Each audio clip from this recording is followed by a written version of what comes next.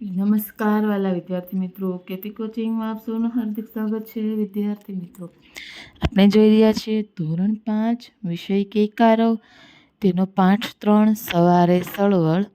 આજના વિડીયોમાં આપણે જોઈશું પ્રશ્નો 31 થી 39.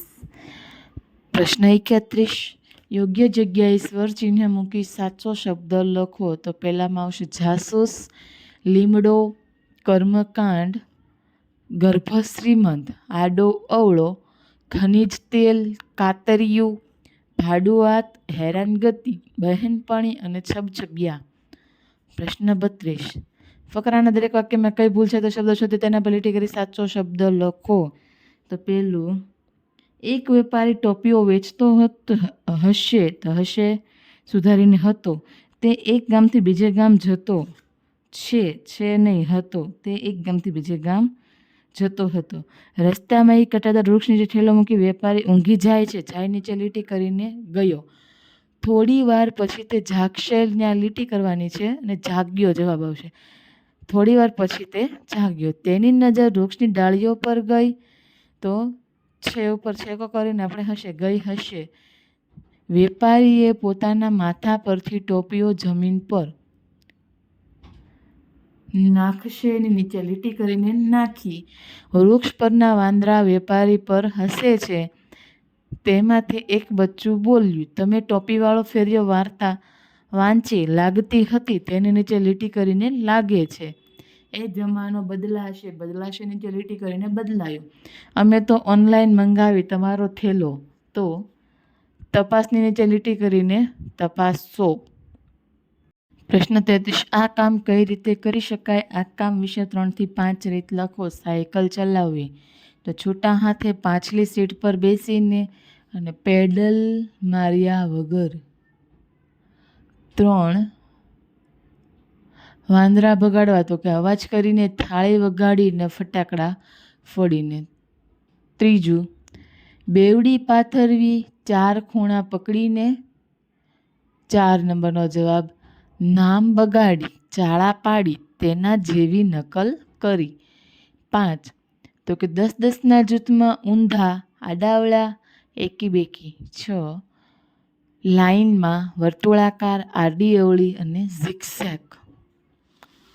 હવે જોઈએ વ્યાકરણ વિભાગ. પ્રશ્ન 34, સમાનાર્થી શબ્દો લખો. પહેલું, ગગન, તો પહેલાં આપણે ડાયરેક્ટ જવાબ બોલીશું. પહેલામાં આવશે આકાશ, બીજું સમુદ્ર, ત્રીજાનો જવાબ આવશે માસ્તર, અધ્યાપક, બેસ્ટ છે. 4, વિપદા, 5, દિન, 6, સર અને સરોવર, 7, ભાલ, 8, કેશ, 9, પ્રભાત અને 10, જીત. 35, વિરુદ્ધાર્થી શબ્દો લખો. તો પહેલામાં આવશે નિષ્ફળ, બીજામાં આવશે મિલન, ત્રીજામાં આવશે મંદ, ચોથું અશાંતિ, 5, દુર્ભાગ્ય, 6, છેલ્લું, 7મામાં આવશે આવકાર, 8મામાં નિંદા, 9મામાં ડરપોક અને 10મામાં બેધ્યાન. 36, સાચી જોડણી લખો. તો સુકાનમાં, સોની નીચે જે હસવાવાળું છે, દીર્ઘાવાળું છે, તે આપણે હસવાવાળું કરવાનું છે.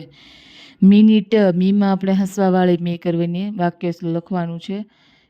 ઘોડિયું, ડીમાં દીર્ઘાવાળું છે, તે આપણે હસવાવાળું કરીશું. હરીફાઈ, હસવાવાળું છે તો દીર્ઘાવાળું આવશે રી. દિલગીર, તો આમાં બંને આપણે ઉલટું કરીને જો લખ્યું છે તે પ્રમાણે એક દી હસવાવાળી દી, લ દીર્ઘાવાળી ગીરો. ધીંગા મસ્તી, ધીની માથેથી દીર્ઘાવાળું કરવાનું છે. 7, સુંદર, દીર્ઘાવાળું છે ત્યાં આપણે હસવાવાળું કરીશું. 8, દીર્ઘાવાળી ટી છે તે આપણે હસવાવાળી ટી કી ટ, ટીમાં જ સુધારો કરવાનો છે. 9, પેન્સિલ, તો આપણે આ રીતે તમે લખી શકો. 37, શબ્દ સમૂહ માટે એક શબ્દ લખો. પહેલાનો જવાબ આવશે નાવિક, બીજું અભેદ, 3, અમૂલ્ય, 4, નજરકેદ. પ્રશ્ન 38, તો પ્રથમ આવશે ઉચ્છંગ, બીજું ગુલાબી, 3, ચહેરો, 4, દિવાલ, 5, નાવિક, 6, ફુવારો, 7, મહેંદી અને 8મામાં આવશે વહાણ.